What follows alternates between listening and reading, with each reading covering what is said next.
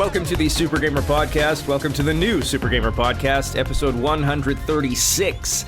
Our guest this week is a musician in the Virtual Video Game Orchestra, musician and administrator in the Washington Metropolitan Gamer Symphony Orchestra, a speedrunner and a host, volunteer, interviewer, what have you at GDQ, also an architect. We have Musical Daredevil. Thank you for being here. Thank you very much for having me. Yeah, you just had a concert last night. How did that go? It went pretty well. I was actually sort of overseeing the stream team of the concert, so I mostly got to watch. I was actually mostly hands-off once it started. We did actually have another stream coordinator who's been a part of our team and who I trained up specifically for this concert. But it sounds like everything went pretty well. We actually got a lot of people for a concert that was more or less an experiment by the orchestra to see if we could maybe try doing recitals like this again. So we were all very happy with how it went. When you say recitals like this, like what's the experiment here? So we have done virtual recitals on our Twitch channel before, the Washington Metropolitan Gamer Symphony Orchestra. And that's typically been, we have someone who has a set for maybe 30, 45 minutes or so, where they just play their instrument, they have backing tracks or accompaniment, and then we'll have a few more like that. This was actually the first time, at least since I joined the orchestra, since we'd done a recital in person, more as a concert with a live audience in the room as well. And okay. So we were wondering sort of how it was going to go, how much of an audience were we going to attract, how many people were going to show up, what was the general vibe going to be like, things like that. And so overall, we feel like it went very well. It's surpassed our expectations in many ways. Would this have been, a little while ago, you mentioned a special project you were working on. Is that this, or is there another special project? I have so many special projects going on right now. Oh my goodness. I've got an arrangement I'm working on. I've got a couple other things in the works for the orchestra that are hopefully soon to be announced. One this month, one late next month. Those are both special projects. Yes, all right. I have many, many different things going on. Yes. And hopefully we'll cover most of them. So these orchestras, like, what is it, 160 musicians in the WMGSO? Right now, I think we're around 130. 130. So how do you with this many passionate gamers and musicians, like, is there ever any fighting in the orchestra of like, well, I don't want to play that song, I want to play from this game? So we do have a music director as well as a librarian and I believe an assistant conductor, and so all of them are the ones who choose the music. And there is a general understanding among the orchestra that is a repertoire for the season. And if you maybe want to see a piece from another game, we do all arrangements in-house. So anyone is free to become an arranger, and if there are pieces they would like to see performed, then they can certainly create that arrangement themselves. There are actually a number of arrangements that I've done so far of pieces that I would have liked to have seen and other video games that I would have liked to have seen perform. And so I went ahead, I did those arrangements, and I've submitted them. And there are many other arrangers who have submitted arrangements for stuff like that as well, for games they wanted to see. Cool.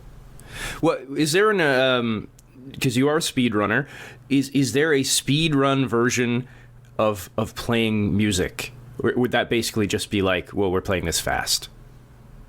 So funnily enough, we actually had this discussion among WMGSO members. It's like, what would a speedrun look like for music?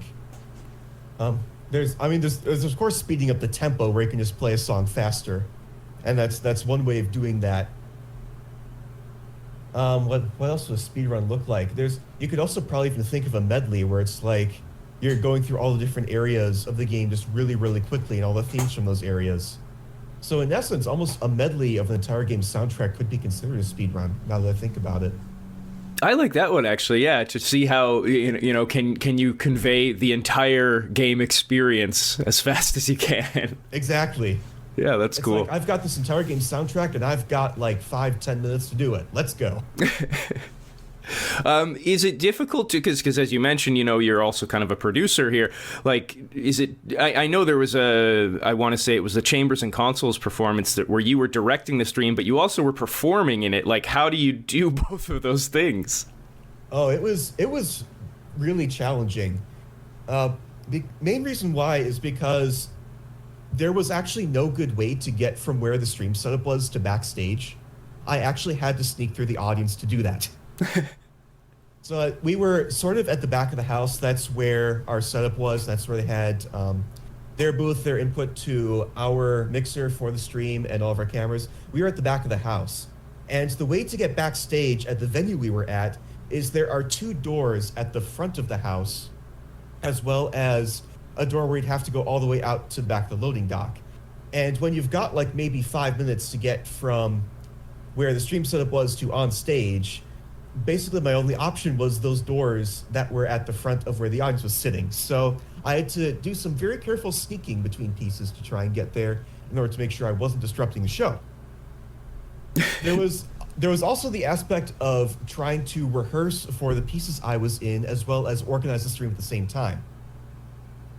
Now, normally I'm actually not part of the Chambers and Consoles concerts that happen during the summer, and I was planning on solely organizing the stream, but then the choir director came along and said, "We're going to perform one of your arrangements," and I'm like, you know what? I kind of want to be in the choir for that too, so I'm just going to try and make this work.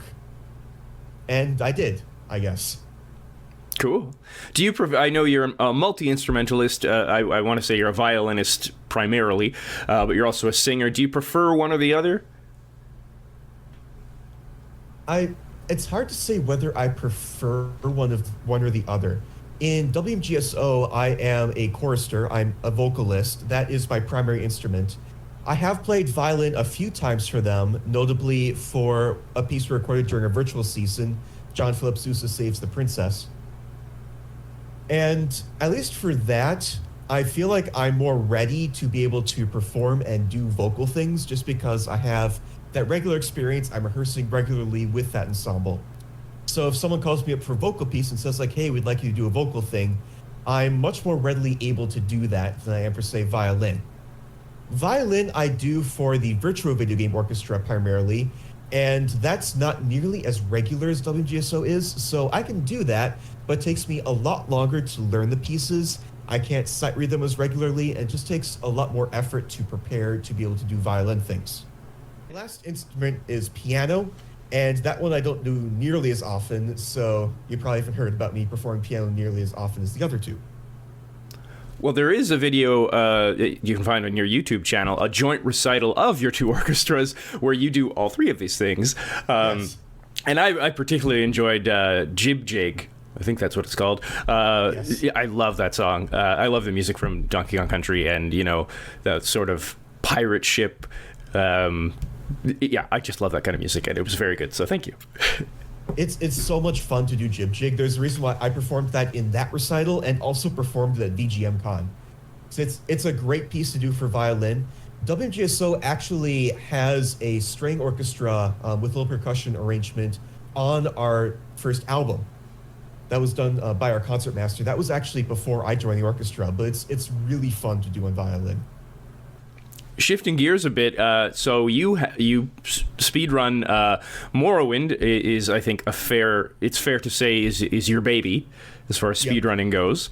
You've submitted it for AGDQ 2023, but you did it for the One and Doneathon earlier this year, which I believe was the first GDQ run that like, you've been involved in GDQ since, I want to say, 2015 as a volunteer, but this is the first run you did under their umbrella. It is. I have been involved with GDQ since AGDQ 15, doing a lot of volunteer roles, hosting donations, stream tech, especially for the virtual ones. I was also part of the I've also been part of the interview team, and this was actually the first time I've ever actually done a run for a GDQ event. So how'd that feel? It's a big honor. Even though One and Doneathon, it wasn't a charity event, it was mostly just for fun. It was a huge honor to be selected for a GDQ event and be able to be a speedrunner for GDQ after so much time. So here's my question about the whole Morrowind thing. So you, for the upcoming AGDQ, you have submitted with a time, you've allotted 26 minutes for your speedrun of 100% Morrowind. But for the one and done-a-thon, you allotted 25 minutes, and your time on speedrun.com is 16 minutes. So what's going on here? What's going on here? So speed running in a marathon is very different than speed running when it's just me sitting in here in my own room on a stream where I've just been doing runs for like hours. That 16-minute PB, that was after probably in the middle of a stream when I'd been doing like several runs beforehand. So I was at like the peak of my game. I was ready to go. There was not the pressure of a marathon. And so it was just me having to, worry about just running a stream. And that's not a huge deal. It is kind of a deal, but not a huge one compared to running in a marathon. So, I was definitely on a roll there. That was a great run. Felt really good about it. And I only just had to worry about being on stream, and that was it. When you're in a marathon setting, there is so much more pressure because if you make a big mistake or if something's just not optimal, you can't really reset. You have to just keep going when you're in a marathon setting, and you have to adapt on the fly. So there's that added pressure. There's the added pressure of co-commentators, since when I'm on the stream, it's just me. With co-commentators, I have to be focused on the run. I also have to keep kind of half an ear open to what my commentators are saying. And so just because of that additional focus towards that added pressure just means that I just automatically lose like a minute or two. Right. Also, when you're in a marathon setting, you're doing what we like to call RTA, or real-time, I guess, attack is probably the third word. I'm probably messing that up. Someone's going to correct me when they hear this podcast. But when I do Morrowind runs just on my stream, I have what's called a load remover. And what a load remover does is it automatically detects when the game is loading, and it removes that. Because what we as a community have decided is that loads don't really need to be part of your final time. So we can just remove those loads from the timer, and the timer only runs while you are actually playing the game and while you're actually performing inputs and other stuff. When you're in and so that load remove time is called IGT, or in-game time. And you might be familiar with that because there are actually a lot of other games who have in-game timers in there where they remove those loads as well. So the difference between that 16 minutes and that like 25-ish minutes is also due to all of the loads that have to get removed. That adds several minutes. Then there was my one and done-a-thon run. And that one had two, I think, moments in it where I messed up at one point, and at another point, the game decided to troll me. If you watch my one and done-a-thon run, my estimate was 25 minutes, which in my mind was a fair estimate, but that final run was like 29-ish something. Because at one point, I messed something up with regards to something that happens, I think it's at like the 5-6-ish minute part of the run. And if you mess that up, you lose like a minute or so. Now, based on how marathon runs have gone for me before, that would have been okay. I would have gone underestimate. But the second thing that happened was there's a door in the city of Vivec that has an ordinator or guard in front of it. And I just could not get to that door. I don't know what it was. Normally that door is not a problem for me. But that particular run, that door was so much trouble. And that put me actually quite a bit overestimate, just that one door. And so because of that, like, I couldn't reset the run. I couldn't start a new run and say, all right, that run sucked, we'll reset and I'll get a new PB this next one. I'm in a marathon. I have to just roll with that. So I think that's a great illustration of how you can have a 60-minute PB, you have a 25-minute estimate. I had a 26-minute estimate just in case something goes wrong and I want another minute there. And then you end up with a 29-minute run in a marathon. When that happened, like, are you, in your head, are you like, oh no, like, this is really gonna screw us? Like, what's going through your head when it's, oh boy, this is a big mistake? That's absolutely what goes through my head. It's, there are two parts to the thought process when you're in a marathon run and you mess up in a big way. The first is, oh no, this is really gonna mess me up. And so you do absolutely have that first thought. And the second thought is, how am I going to get back on track now? Because again, we're in a marathon. You got to keep going. You got to finish that run. I if you absolutely can't finish the run for whatever reason, you do have the option of saying this is it. But at least with all main quests, it's the nice thing is that it's a fairly forgiving run if you do mess up, so you can still finish it. So the second part is, how do I get back on track? And for that first big mistake I made, which was getting to that, which was messing up something about that training, I did have a backup save right before that, and so I could just reload that save and say, all right, we're going to keep going from here. For getting to that door, I think the ultimate way I decided to get past that was I just went out of bounds, because that's really easy to do in that run. So I just went out of bounds, got to the door from behind, and we just kept on going with that run from there. Does having the audience, like from my experience watching, the GDQ crowd is very supportive. Like, does that help at all to have people kind of like, you got this? I'm sure it does, but like I've only ever really had, I think, one in-person marathon run, and that run actually went extremely well. So, you know, the audience was there, they were clapping, so that's a big morale boost when you've got that audience there in front of you being super supportive. But when you make a big mistake and when you're trying to figure it out, I'm sure it probably does. I'm sure it does, hearing the audience being like super supportive of you. But I'm also sure at the same time, that's another bit of added pressure when you're trying to figure out how to save the run. Because you also have to think about, oh, there are people watching me behind me.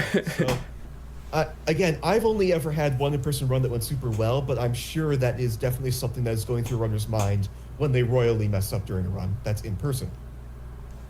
How long have you been running Morrowind? I started running Morrowind, I think, in 2014. So, other than, you know, practice, you know, for an upcoming event, like, at this point, what's left to find? Like, what can you still run it on your own, and are you still trying to, like, find new routes or anything? Or is it just like, this is it, and maybe I can shave off a millisecond, like... It's both of those things. It's funny you should mention that, because, like, Morrowind the game has not changed since, like, 2014, but the route sure has. And I have to give a huge credit to the world record holder for Morrowind in most of the categories, Volvulus, for finding a lot of different ways to complete Morrowind faster and really taking care of a lot of that routing. I wish I had time to think of different ways I could optimize the route, but as an extremely busy person, I just haven't. I just haven't found anything that's really panned out into a time save. So the route has changed. In fact, the route changed, I think, in the past year or two, where Volvulus discovered that if you skip giving the ring to Fargoth, and you skip, I think it's buying a couple potions in Balmora, and instead you just jump around Red Mountain, or what we like to call this parkour. That's actually a Skyrim speedrunning term. You just parkour around Red Mountain. You can save, like, I think it's 30 seconds to a minute, or maybe even more. And that was only discovered in the past year. So these speed runs, even though the game itself has not changed at all, there's always new stuff being found, even if it's not me who's finding it, and I'm just trying to get to Volvulus's time, which is really, really hard. So you do need to kind of keep up on it, though. You need to be like, oh, a new route was found, I need to make sure I watch that and learn that. Oh, yeah.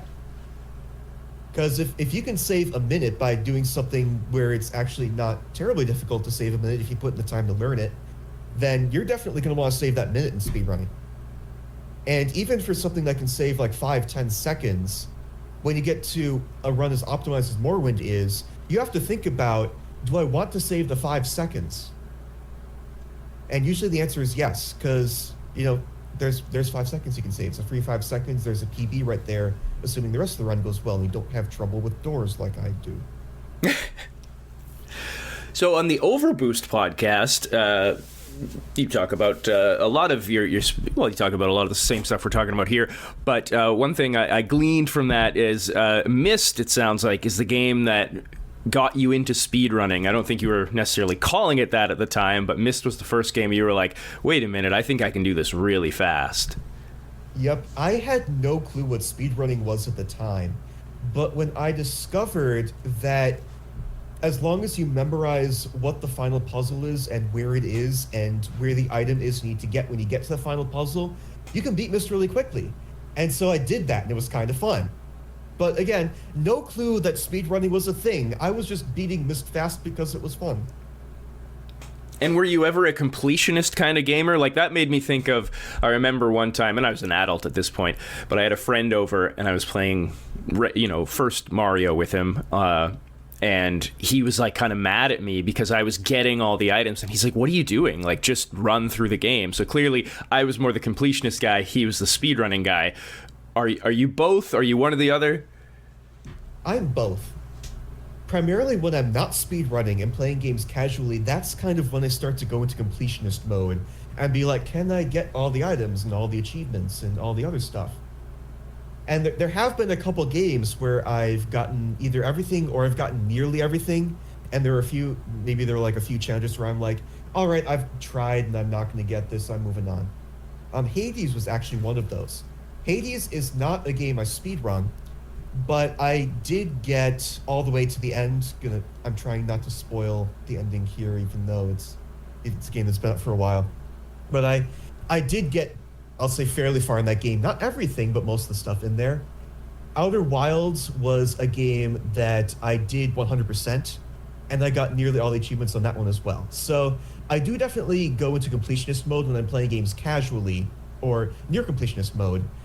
And then when I'm speedrunning, it's get to the end as fast as possible, and I actually don't really speedrun any 100% categories.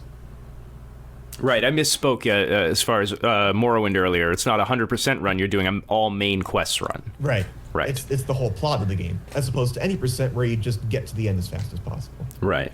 And it's funny you mentioned spoilers and Outer Wilds. I wanted to watch your Outer Wilds videos on Twitch there, but that same friend, he says that's like basically his favorite game, certainly in the last however long, and he tells me I am not allowed to watch any spoilers. I have to just play the game. I have not done that yet, so. Your friend is correct. You need to play that game, and you need to experience it without having seen anything else about it, because that is a lot of the charm. Finding out what the heck is going on. You are the second person to tell me that. Well, I guess third if you include him. So, yeah. That's true. So, as we mentioned, you've done a lot of work for AGDQ, SGDQ. How much you've done commentary for games that you weren't really speedrunning yourself. Diablo 2 is an example where you got into speedrunning it from GDQ. So, like, how much research do you need to do before you're commentating? Gets into how speedruns in a marathon can be very different from when you're just kind of by yourself streaming to Twitch. A lot of the research involves looking into what good times for donations are, because when I'm hosting, and that was actually my primary interaction with Diablo 2, my main focus is when do I read donations. And so that's one of the first and main bits of research I do. It's when's a good time to read donations. And so typically as a host, you reach out to runners beforehand and say, hey, when's a good time? And they'll give you a list of times, or they'll say, I can't really think of any good times, so I'll just tell you when's a good time for donations on the fly. Now, when a runner tells you good times for donations, it's very possible that there might actually be commentary going on during the marathon itself.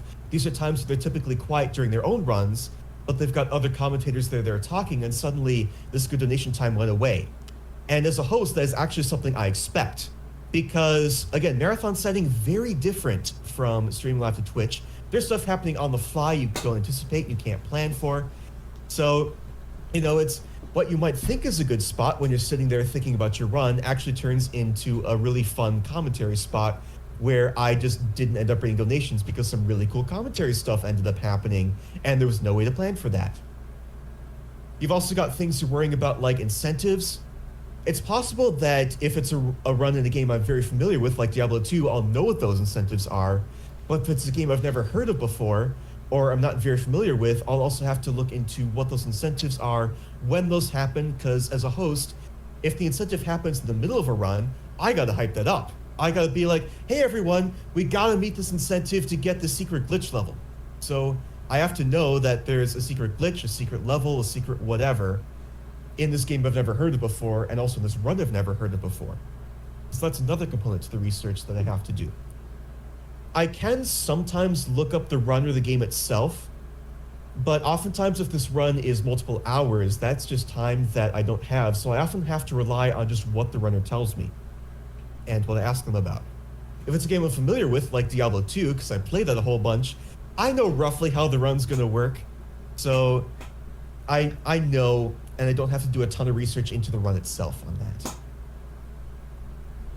And then what about the audition process for being a host at GDQ? What I'm interested, one thing I find interesting is in 2015, like you were a host, you passed that audition, and then a couple years later, a few years later, there was an audition you didn't pass. So like, what's that process and how did it change, you know? The big thing that has changed over the past few years in particular is that the audition has gotten really hard to pass. Because as more and more people have found out about GDQ, we've got more and more really good people auditioning to be hosts. And people have noticed that the hosts have gotten really, really good over the past few years, because we've gotten more and more good people auditioning and getting those host roles. So that's really the main thing that's changed, and one of the reasons why I have not been hosting as regularly as I did from like 2015 to 2019. We just had really good people who are better than me, especially better at the audition side of things. And so they've just been getting those higher scores at the auditions than I have, and I've ended up in a backup role or not making the audition entirely. The audition process itself has changed, and I'm not sure exactly how much I can speak to that process, but I'll try and say at least what I think I am able to say. The way auditions worked way back when I was auditioning in 2015 is the way auditions work for actually quite a few speedrun marathons nowadays, where you just send them 2 minutes of you speaking, and you either read 5 donations they provide you, or you just make up 5 donations yourself.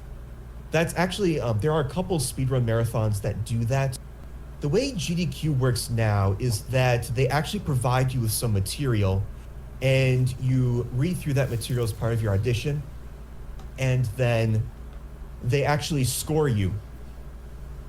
And so that score is actually what determines what gets you through the audition process.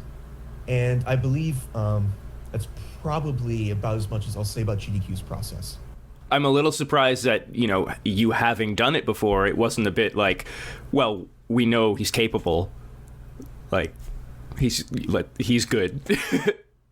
Well, so they have actually spoken about this. Some of the people who are involved in the volunteer coordination side, and I think one of them posted on Twitter about this. It's that, yes, GDQ knows I'm good, but there are so many other people who are also good. And so when you've got only like 22 slots plus a few backups, and you've got like 30 people who are really good and know their stuff, like you're going to have to tell no to some people who are really good. And that's a tough decision, but that's just what they have to do.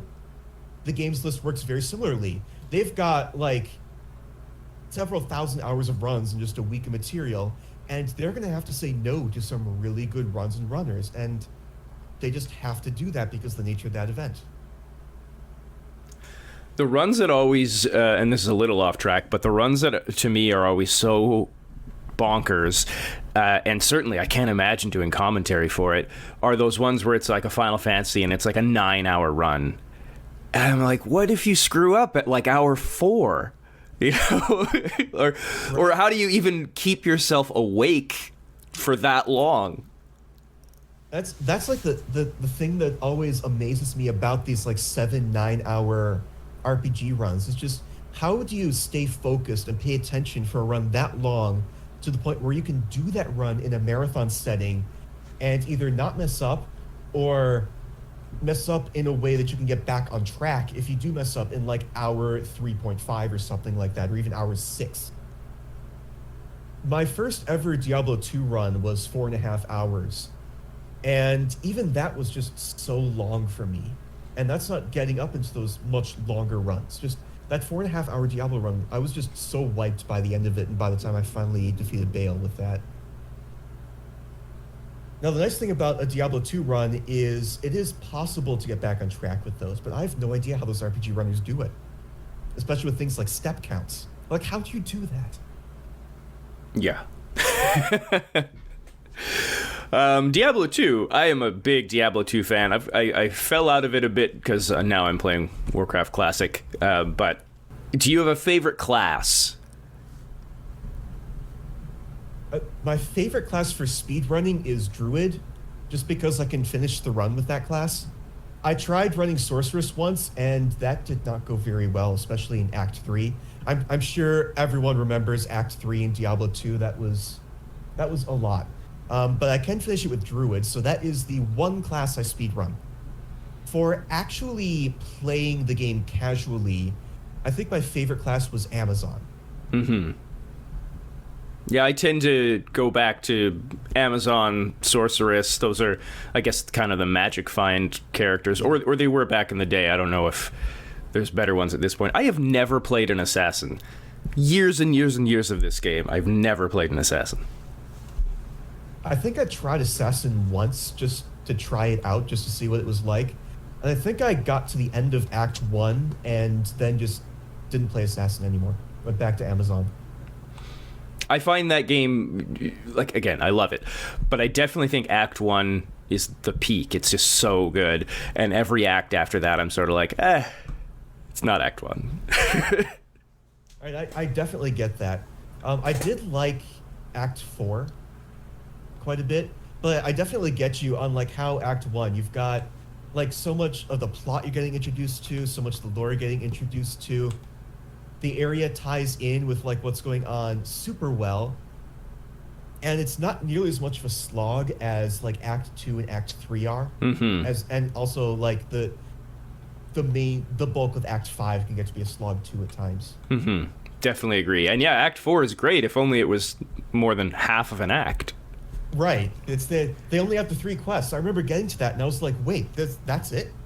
That's all you got in Act 4? This is the big final boss. Right. When is the last time you wrote a Let's Play? And I should say, Let's Play, I understood to be as like a video, like Let's Play together, blah, blah. But apparently there's a different meaning where people would sort of blog their experiences of playing a game and write it in a narrative sense. I know you've done Half-Life Opposing Force. I believe you did Rainbow Six. When's the last time you did that?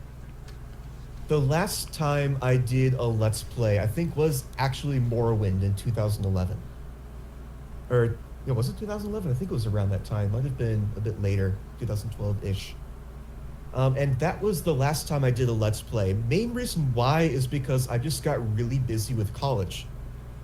Architecture degrees in college, you're really busy. You're working evenings, late nights.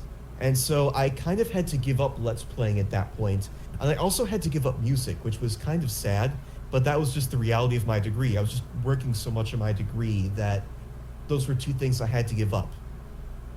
And I never really started Let's Playing again in that same sense, primarily because a couple years later was when I picked up speedrunning.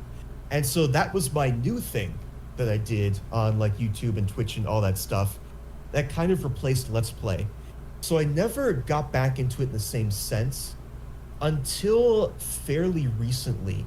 And you mentioned My Outer Wilds, and specifically that was the DLC, and that was kind of an experiment into getting back into that, where I played through Outer Wilds, the DLC, casually, and then I uploaded it to YouTube in kind of the Let's Play format. It wasn't a Let's Play in the same sense where it's, like, formally edited, formally narrated. It was just my commentary was whatever I was saying while I was running a stream. So I think that probably counts as the most recent one. There's also a casual playthrough of Abzu I did where I did something similar, where I played through it on stream and just uploaded it in a kind of Let's Play format. But I think that Outer Wilds DLC is really the only time since Morrowind where I've actually done anything at all like a Let's Play, where it's just a person sitting down playing through a game in kind of like that vlog format and just uploading episodes to YouTube or some other platform like that. Is there sort of creative writing or role-playing itch that scratches for you? You can if you want to, and that's what I did with Half-Life Opposing Force. It was kind of funny. I had just finished my Rainbow Six 3 Let's Play, and I knew I wanted to Let's Play Morrowind, but I'm like, I want to try something else between Rainbow Six and Morrowind to kind of bridge that gap, because those are two very different games. And so I'm like, let's try Half-Life. I think it was Half-Life 2. So that was a game that kind of crossed my mind as something I wanted to Let's Play to bridge the gap a bit. So I got on the Something Awful forums, and I pitched this Half-Life 2 stream to them, and they said, this is not very good. Don't do it. So I'm like, well, okay. Let me think of something else to do. And I tried, what was it? It was Half-Life Opposing Force in kind of a narrative style. And this is a narrative video style. And this is a style where you play through the game, but you do subtitles instead. And so it was kind of a narrative format, but it was from the point of view of the main character. And people have done that before. The second idea I had, this was kind of out of left field, was what if I don't pretend I'm the character in Half-Life Opposing Force, and instead I do this kind of silly commentary on all of the things that are going wrong at Black Mesa. And so I just thought the character completely out of the blue of this OSHA inspector going through the plot of Half-Life Opposing Force, but as an OSHA inspector. And what would it look like if an OSHA inspector suddenly found themselves at Black Mesa on the day that everything happened? And so that was kind of just my one idea to do a narrative Let's Play that involved writing, that involved storytelling, all that stuff. That's not really something I've done since, primarily because just thinking up a narrative and doing the story and planning out that plot arc, that's just time and effort. And lots of people do put in the time and effort to want to do that, but it's not really something I want to put in the time to do. So really now my Let's Plays are all just I upload 30-minute increments of a live stream where I play through a game casually. And that's what I like to do right now, at least. And that was just kind of a one-off experiment with that narrative. Okay, I didn't realize that was like a one-off that you were doing yourself. I thought maybe there was like this whole branch of Let's Play that I was unfamiliar with that was like a storytelling thing. There is. Oh, Lots of people do that. I was kind of tying it into sort of where that fell in my Let's Play trajectory. Right. But yes, lots of people do purely narrative Let's Plays, and those are kind of fun to watch. So it's like they'll do role-playing in there. You can kind of do some role-playing with Morrowind. That's a great game to do role-playing and a narrative Let's Play. And I think people have done that before. Lots of other games, you can do that sort of thing. So narrative Let's Play is absolutely a thing that lots of people do. It's just something I did once and decided that I'd rather put my effort elsewhere. Right. So you mentioned, there was a time when you didn't really have time for video games and music and whatnot because you were getting your degree. You are an architect. I'm curious, are there any architecture tropes in games that just drive you nuts? Like, do you ever see a structure and you're like, this would never work. Why is it built like this? All the time. It's kind of like a funny joke where like in some of my friends' Discords, we'll look at like stuff in games that's like going wrong, and I'll just be like, oh, that doesn't meet accessibility requirements, or oh, that is a fundamentally unsafe structure. People should not be there just casually milling about. Is there any big example you can think of? Off the top of my head, well, I mean, the Half-Life Opposing Force Let's Play is a great example, I guess. But that was more OSHA than it was architecture. Other examples of stuff in games. I'm struggling to think of one. It's like one of those information overloads where it's like I could so easily just pick out something silly or just like minor, but it's like something that like an architect would pick out. Something I guess where like there's only stairs to get to a certain objective and there's like no elevator. Okay. Like elevators are very important for people who need to get to places and they can't climb stairs. But so many video games, you've got like stairs as a plot point. There's like that one moment in Final Fantasy VII where you have to climb all the stairs. I guess that's a good point.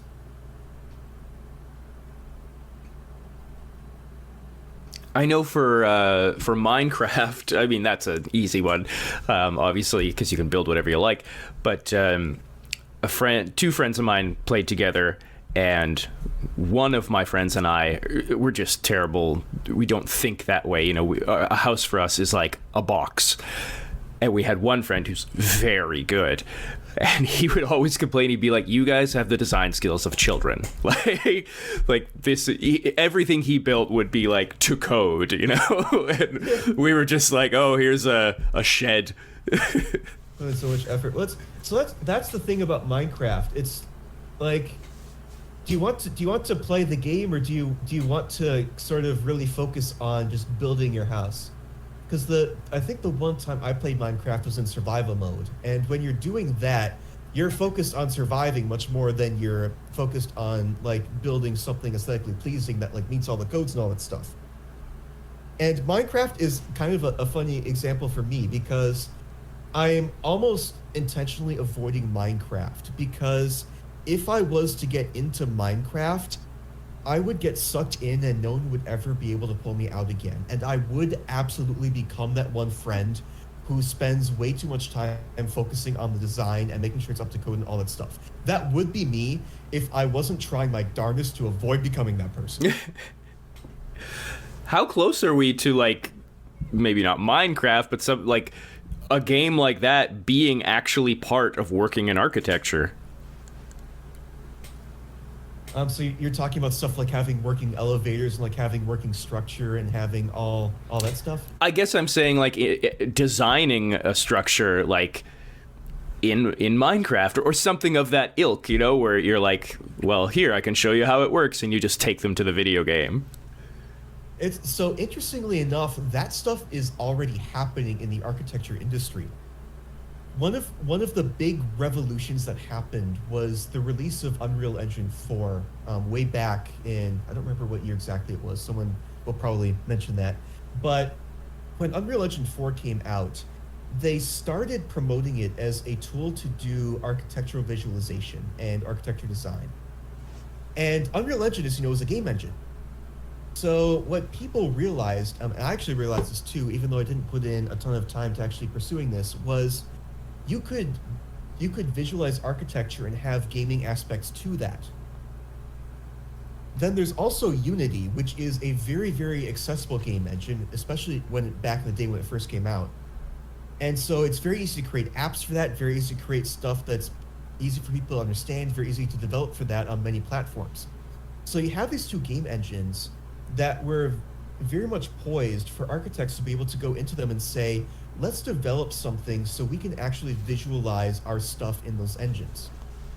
And then come in with the game aspect and say, let's add the gaming aspect where you can maybe make changes to the structure. So some of the first experiments I was seeing out of that were things like you could go into a structure and change what the paint looks like, or what the carpet looked like, or what the finishes looked like. But now, especially over the past few years, tools have gotten much more sophisticated to the point where you can actually do urban planning in Unreal Engine. That was a big announcement that came out a few years ago, where they made where Epic Games had a partnership with Esri, and so you can now do urban planning in Unreal Engine. My firm uses a tool called Twinmotion, where you can very easily change things like floor finishes, planting, lights. You can update your model very easily from your CAD tools. Then there are other tools where you can do very easily massing studies, where you're looking at just the overall shape of the building in Unity using apps on an iPad. And so you can take that to a client and be like, all right, here's the site. Here are a few different design schemes. Do we maybe want to pull this part of the building out a bit more to get more rooms? Or do we want to push this back to meet zoning codes? So when you're talking about being able to do full architecture in games, like that is something that's already happening. What about VR? Is there any, untapped potential there? There is so much potential there. Like, my firm and my office bought a VR helmet as an experiment. It was kind of an Oculus Rift, and we initially thought it was going to be a visualization tool because so many people use it as a visualization tool. You can take a client and put them in a building that's not built yet, and so they can understand a building rather than trying to understand the floor plan, which we architects understand, but maybe a client doesn't. And so we thought of it as a visualization tool. You can take a client, put them in the building, and they can actually see the building long before it's built and see, like, are all the doors where we want them to be? Is the front desk where we want them to be? Is my branding properly represented? But then something we realized kind of on accident is that you can take a nearly complete building model and where that's far along in the process, where you've got your drawings done, and you can suddenly realize, oh, this wall and this floor don't meet properly. We need to fix that and update our drawings, and then send it in as a permanent addendum. Or, oh, I just realized that this door is really too close to this fixture. I need to update that in my drawings to make sure that it doesn't get built and we get sued because we didn't meet a code somewhere. So there's been two sides to VR. One was the one everyone knows, which is visualization of a building so people can understand it. But then we kind of also found by accident that we can really use it to make sure that our drawings are good, in a way. Cool. Starting to wind down here, but I did want to ask, do you have a favorite gaming song to listen to and to play? I think my favorite song to play is one we talked about already, which is Jib Jig. That song is so much fun. Favorite song to listen to? Recently, there was a new Teenage Mutant Ninja Turtles game that came out this year, actually, that had an absolute banger soundtrack by Lee Topes. Huge shout out to Lee Topes for that soundtrack. And I was watching one of my GDQ friends speedrun the new game, Shredder's Revenge, and there was a song that came on that was an absolute banger called Panic in the Sky. And that is currently my favorite VGM song to listen to. It's a huge banger. I highly recommend anyone listen to that song. If you're into VGM or even not into VGM, because it actually stands alone as like a great rock song. So highly recommend Panic in the Sky from Teenage Mutant Ninja Turtles Shredder's Revenge. Do listen to that one. Awesome, good choice. And I think people should know you are hosting for RPG Limit Break. When this comes out, it'll be today. While we're recording, it's tomorrow. But today, you are hosting Earthbound and Advanced D&D Pool of Radiance. That's at 9:30 p.m. Eastern, Monday, October 17th. Yeah, very excited for both of those runs. Earthbound is actually a randomizer race. So this really goes back to what I was saying. We have no idea what is going to happen during that run. So very hyped for that. Let's see what happens. Yeah, so people check that out if you hear this in time. But otherwise, you can check out Musical Daredevil on YouTube, Musical Daredevil. There's no underscore in that one. But on twitch.tv/musical_Daredevil. That's where you are on Twitch. Musical Daredevil, thank you for being here. Thank you very much for having me. This was a lot of fun.